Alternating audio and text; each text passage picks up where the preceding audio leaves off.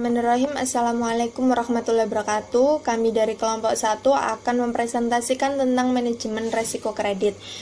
Pembiayaan risiko kredit dapat menggunakan beberapa akad, yaitu akad murabahah, musyarakah, dan ijaroh, sesuai dengan kesepakatan bank dengan nasabah.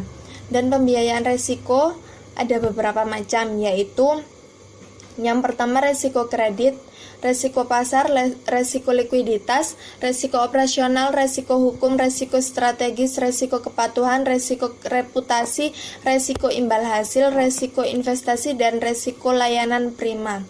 Dan pada dasarnya, resiko kredit tidak bisa dipisahkan dengan jenis resiko yang lain, yaitu resiko operasional, resiko pasar, atau resiko likuiditas, dikarenakan keempat resiko ini saling berkait. Dan terdapat beberapa hal yang termasuk dalam resiko kredit, yaitu yang pertama lending risk, yang mana nasabah tidak mampu melunasi fasilitas yang telah diberikan bank, baik berupa kredit langsung maupun tidak langsung.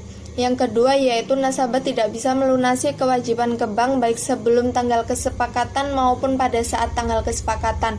Yang ketiga yaitu issue risk, yang mana penerbit suatu surat berharga tidak bisa melunasi kepada bank sejumlah nilai surat berharga yang dimiliki bank. Pengajuan pembiayaan kredit harus sesuai dengan domisili. Jika di luar dari domisili, tidak bisa melakukan pembiayaan kredit. Bisa dilakukan jika nasabah memiliki rekening BSM terlebih dahulu. Jika nasabah mengalami pembiayaan macet, BSM memberi solusi, yaitu direstruktur dan direkondisional. Direstruktur yaitu upaya perbaikan yang dilakukan dalam kegiatan perkreditan terhadap nasabah yang mengalami kesulitan untuk memenuhi kewajiban. Misalnya dapat dilakukan dengan angsuran dapat diperkecil lagi dan tenor pembiayaan dapat ditambah. Yang kedua yaitu direkondisional atau disurvei kembali, yaitu dilihat dari kondisi. Dan nasabah lebih banyak menggunakan direstruktur. BSM juga memberikan kredit secara sehat dengan ketentuan yang pertama usia usaha minimal 5 tahun, yang kedua kemampuan bayar dilihat dari laporan neraca, laporan laba rugi, dan sebagainya. Yang ketiga yaitu riwayat perusahaan bersih. Jika usia usaha belum mencapai 5 tahun, maka dapat dianalisa lagi oleh bank. Saya akan melanjutkan penjelasan dari Febiril. Proses persetujuan kredit di BSM sebelumnya sudah menerapkan standar operasional yang sudah menjadi manajemen risiko produk yang dijual oleh BSM. Nah, di BSM juga sudah mempunyai satuan tim manajemen risiko yang sudah dipertimbangkan dan dievaluasi sebelumnya.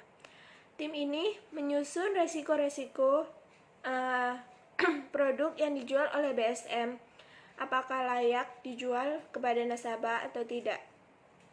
Sebelum BSM memberikan pembiayaan kepada nasabahnya, hal yang perlu diperhatikan yaitu 1.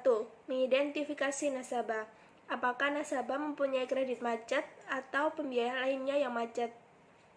Kedua, mengidentifikasi kemampuan gaji. Nah, untuk wirausaha, gaji ini akan dirata-rata. Jika untuk pasutri, maka gaji kedua belah pihak pasutri itu nanti akan ditambah lalu dirata-rata. Yang ketiga, pemantauan. Apakah pasutri ini dalam tahap pemantauan ini membayar dengan baik atau tidak. Yang keempat, adanya identifikasi atau pengendalian risiko. Jadi di sini pengendalian risiko jangan sampai macet. Seperti yang ketiga, pemantauan tadi, jangan sampai macet. Kredit BSM sudah sesuai dengan ketentuan BI. Selain ketentuan dari BI, BSM ini juga memiliki pengawasan dari OJK. Nah, jaminan di BSM ini sama dengan jaminan yang ada di semua bank. Tergantung kita memilih pembiayaan yang mana yang kita pilih. Di BSM memiliki dua model pembiayaan, yaitu pembiayaan produktif dan pembiayaan konsumtif. Nah, di pembiayaan produktif ini, pembiayaan ini diperuntukkan untuk perusahaan, Untuk perusahaan dalam artian di sini perusahaan agar bisa memenuhi kebutuhan produksinya sehingga tidak mengalami keterlambatan untuk agar perusahaan itu maju. Yang kedua, konsumtif. Konsumtif ini artinya pembiayaan yang diperuntukkan untuk nasabah yang memiliki tujuan di luar usaha atau bersifat perorangan. Jadi terserah pembiayaan ini dilakukan untuk apa. Nah, manfaat resiko kredit di bank syariah untuk menjaga kestabilan. Jika tidak paham resiko yang kita jual, maka otomatis akan merugikan pihak bank. Jika ingin tetap liquid, tetap bisa menyalurkan dana yang dititipkan nasabah, BSM harus bisa memanajemen risiko yang timbul.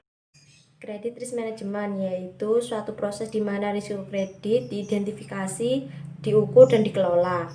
Terdapat 3 prinsip pada manajemen risiko kredit yang harus diperhatikan, yaitu yang pertama menentukan risk appetite yang selaras dengan strategi bisnis. Yang kedua, target dan key perform indikator, melakukan pengawasan dan monitor. Yang ketiga, mengambil langkah investasi jika dibutuhkan. Prinsip-prinsip kredit 6C yaitu yang pertama, karakter adalah keadaan watak dari nasabah baik di dalam kehidupan pribadi maupun di dalam lingkungan usahanya. Contohnya meneliti riwayat hidup nasabah.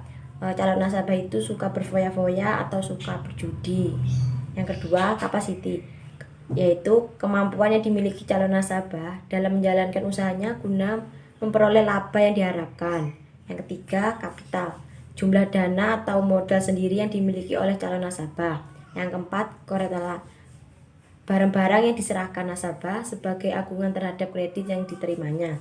Yang kelima, kondisi of economy, yaitu situasi dan kondisi politik, sosial, ekonomi, budaya yang mempengaruhi keadaan perekonomian pada suatu saat yang kemungkinannya mempengaruhi kelancaran perusahaan tersebut.